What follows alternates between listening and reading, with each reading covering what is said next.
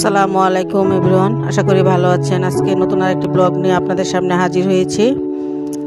আজকে ব্লগে কিছু রান্না থাকবে। আমার নাতি আমাকে নুডলস রান্না করে খাইয়েছে, এটা আপনাদের সাথে আমি শেয়ার করলাম। দেখতে থাকুন ও কিভাবে নুডলস রান্না করে। 5 বছরের ছেলে ও নুডলস রান্না করে আমাকে খাইয়েছে, দেখুন তাহলে।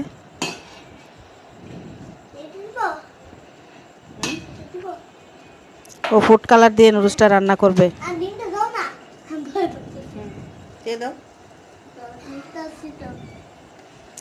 এছাড়াও আরও কিছু রান্না বান্না থাকবে, রান্নার রেসিপি।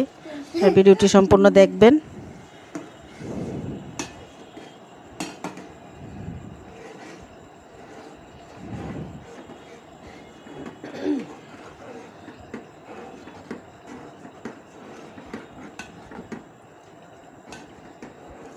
মজা হয়েছে?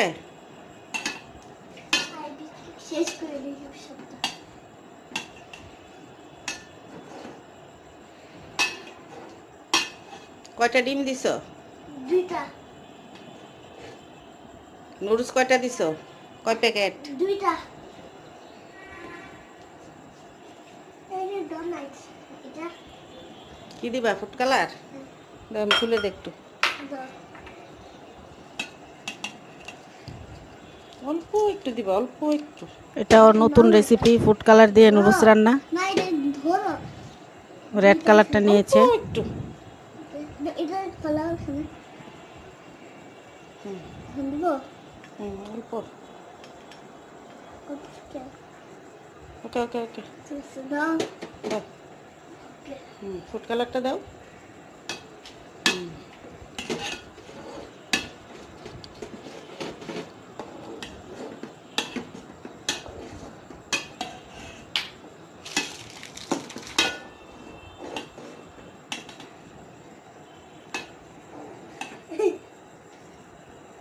বলো কি কি দিলা? Food colour red. তাকাও দিকে, তাকাই বলো। Food colour red colour. আর কি দিলা? নুডল দুটা ডিম। তাকাও দিকে, তাকাই বলো। দুইটা ডিম আর 2টা নুডলস আর একটু ফুড কালার।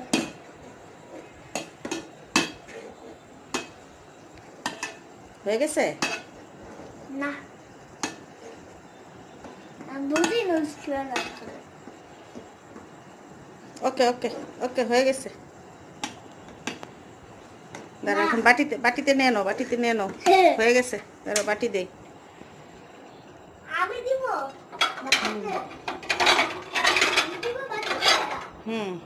পাবো কেন? So hot, man. হ্যাঁ, So hot, man. তুমি দিতে পারবে না? না। কেন?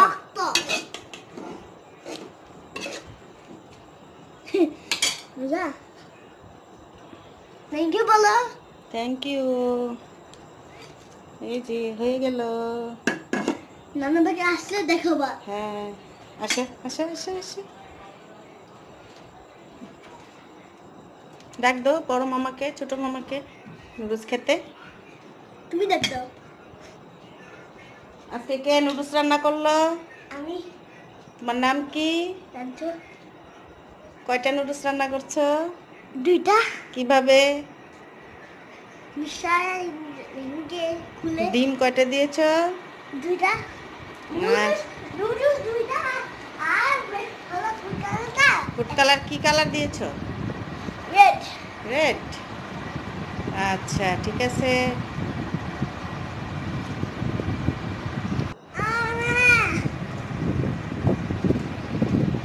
গেমা বাড়ি না দিব তাই লোক। এখানে দেখতে পাচ্ছেন ওর মনটা অনেক খারাপ, কারণ মোবাইল থেকে ওর গেমগুলো সব ডিলিট করে দিয়েছিলাম, এই জন্য নুডলস খাবে না, রাগ করছে। ওর মোবাইল ভিডিও করতেও দিবে না, গেম ডিলিট করার জন্য। আজকে আমি আপনাদের সাথে শেয়ার করব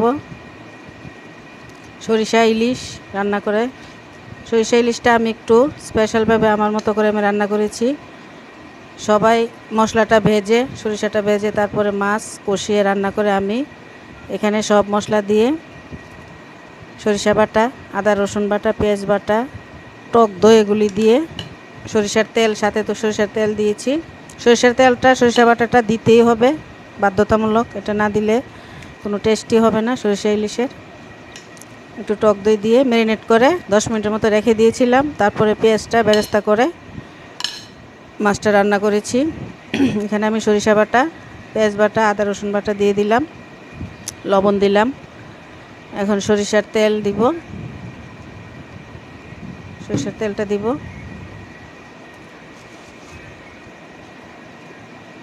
হাফ কাপ পরিমাণ টক দই দিয়ে দিলাম, দিয়ে ভালোভাবে মেখে ম্যারিনেট করে রেখে দিতে হবে। 5 থেকে 10 মিনিটের মধ্যে এর ভিতরে দিতে হবে। একটু হলুদ গুঁড়া দিলাম, মরিচ গুঁড়া, একটু জিরা গুঁড়া দিয়ে দিলাম, দিয়ে এখন ভালোভাবে মেখে নিব।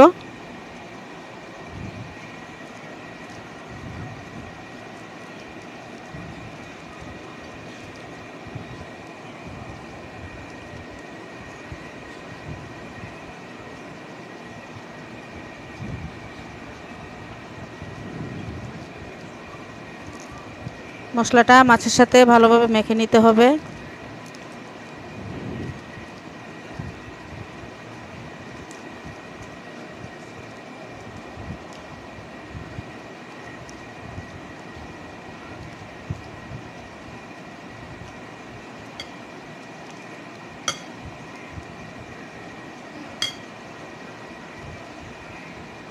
আপনারা এইভাবে সরিষা ইলিশটা রান্না করে খেয়ে দেখবেন, অনেক মজা লাগবে, ভালো লাগবে রেসিপিটা। আশা করি আপনাদের কাছে ভালোই লাগবে। এই যে এখানে আমি পেঁয়াজ বেরেস্তা করে নিচ্ছি মাছটা রান্না করার জন্য। আমার ভিডিওটি দেখতে দেখতে প্লিজ চ্যানেলটিতে সাবস্ক্রাইব করে দিবেন, লাইক কমেন্ট শেয়ার দিতে ভুলবেন না।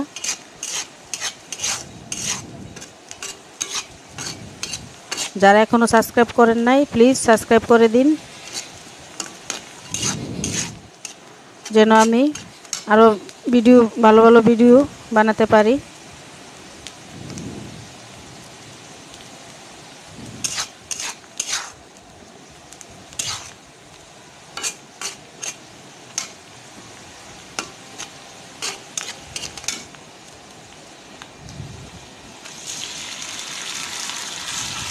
মাছটা দিয়ে দিলাম,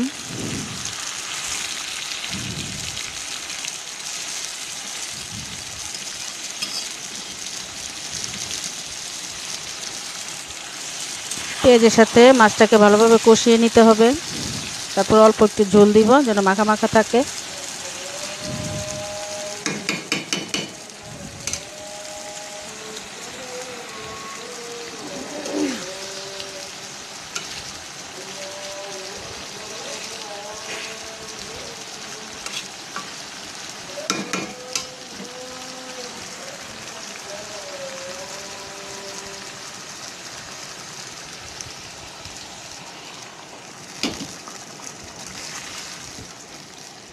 মাছটা অনেক মজা হয়েছিল, আপনারা রান্না করে খেয়ে দেখবেন, তারপরে কমেন্ট করবেন কীরকম হয়েছে।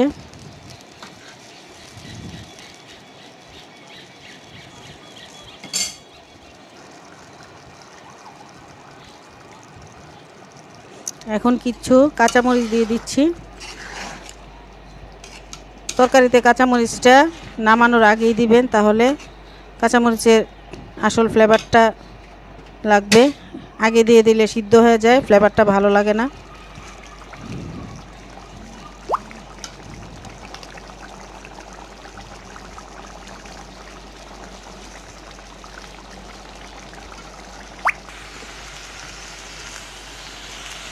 এখানে আমি কিছু ঝিঙ্গা কুচি করে নিয়েছি, এটা আমি সরিষা বাটা দিয়ে এবং অন্যান্য মশলা দিয়ে নিরামিষ ভাজি করব। এটা আমি প্রথম করছি, আমি আসলে সরিষা বাটা দিয়ে ঝিঙ্গা ভাজি করি নাই। এখানে কোনো চিংড়ি মাছ বন্য কোনো মাছ টাছ দিইনি, এখানে শুধু নিরামিষ হবে। পেঁয়াজ রসুন বাটা, সরিষা বাটা দিয়ে দিলাম, লবণ দিলাম,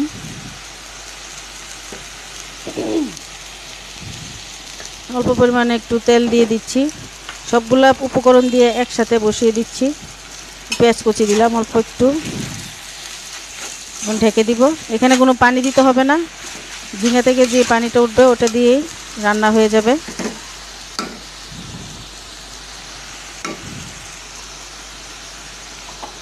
মরিচ এবং হলুদের গুঁড়া দিয়ে দিচ্ছি অল্প একটু।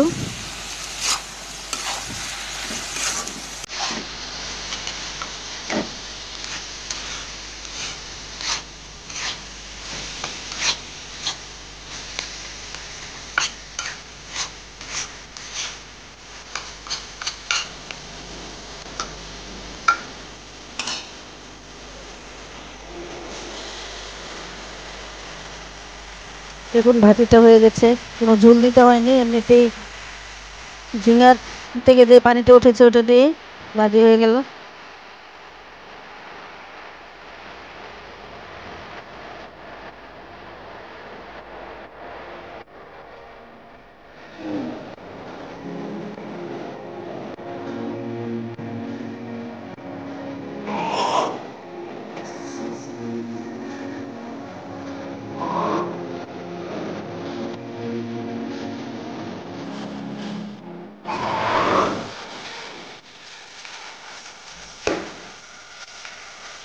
এখানে আরেকটি রেসিপি করে আপনাদেরকে দেখাচ্ছি। ছোট দেশি কচি মুরগি ভুনা। আমি এখানে দিয়েছি পেঁয়াজ, পেঁয়াজটা একটু বেরেস্তা করে নিয়েছি, তারপরে সাথে রসুন বাটা, আদা বাটা, তেজপাতা, লং এলাচি, দারচিনি সবগুলো একসাথে দিয়ে রেখে নিচ্ছি।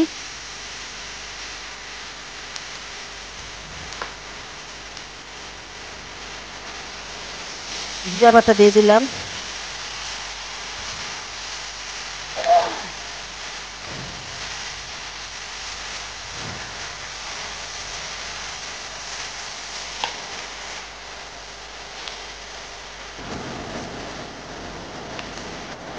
মরিচ গুঁড়া, হলুদ গুঁড়া দিয়ে দিব। আসলে সব সময় একরকম রান্না করলে ভালো লাগে না, মাঝে মধ্যে ঝোল দিয়ে, মাঝে মধ্যে আলু দিয়ে, ঝোল দিয়ে, তাই এইভাবে ভুনা ভুনা করলে অল্প একটু ঝোল দিয়ে এক এক সময় এক এক রকম মুরগি রান্না করলে ভালো লাগে। একরকম রান্না আসলে সবসময় খেতে ভালো লাগে না, তাই আমি এক এক সময় এক এক রকম রান্নাটাই করি। আমার বেশিরভাগ এই ভুনাটাই করা হয়, কারণ এটা বাচ্চা সবাই পছন্দ করে। এই মুরগি ভুনাটা দিয়ে দিলাম। এখানে একটা মুরগি নিয়েছি আমি, দেশি মুরগি।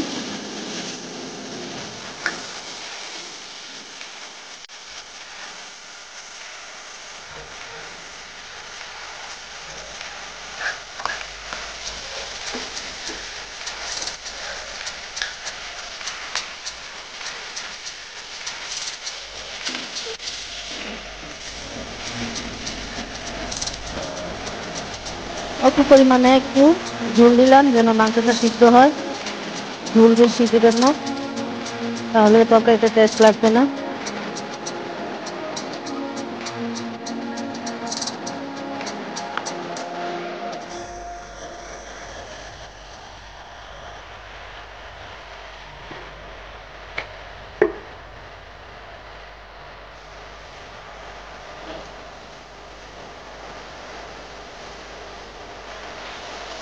তরকারিটা হয়ে গেল,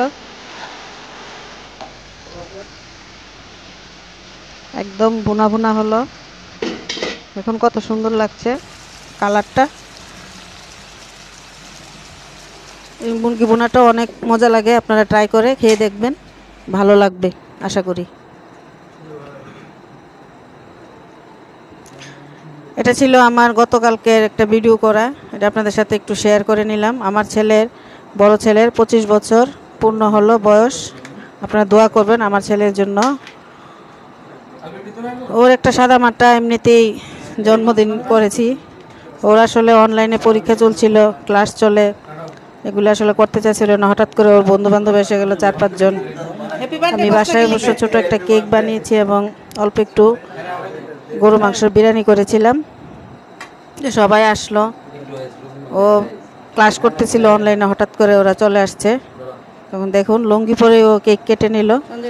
ওর ড্রেস পাল্টানোরও সময় পেল না, লুঙ্গি পরে কেকটা কেটে নিল।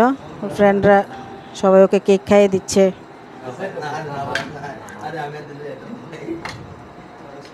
আমি এমনিতেই ঘরে একটু বিরিয়ানি রান্না করেছিলাম আর কেকটা বানিয়েছিলাম, ভাবছিলাম রাত্রেবেলা সবাই মিলে খাবো।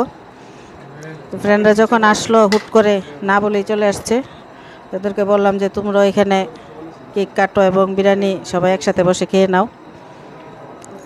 ঘরোয়াভাবে একদম আনকমন জন্মদিন, লুঙ্গি পরে কেক কাটা। যাই হোক, ভালোই লাগছে, অনেক মজা করলো সবাই, আমার কাছে ভালোই লেগেছে। ঘরোয়াভাবে একদম নর্মাল সব কিছু। আমি একটু কেক খাইয়ে দিলাম ছেলেকে, পাশে ছোট ছেলে দাঁড়িয়ে আছে।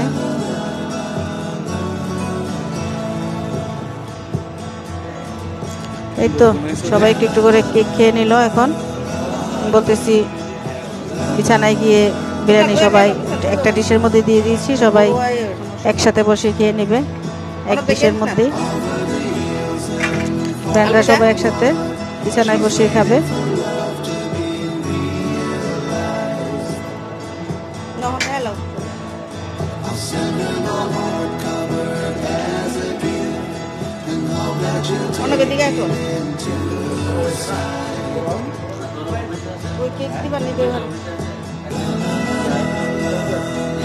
সবাই বসে গেল বিছানায় হাত ধুয়ে, এখন খাবে।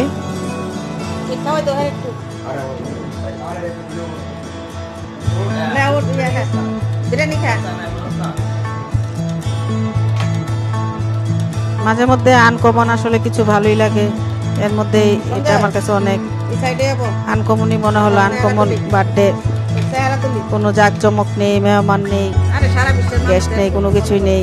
হুট করে সবাই আসলো, আমার যা রেডি ছিল আমি তাই সবাইকে খেতে দিলাম। এটা ভালোই লাগছে, খুব এনজয় করেছি আমরা।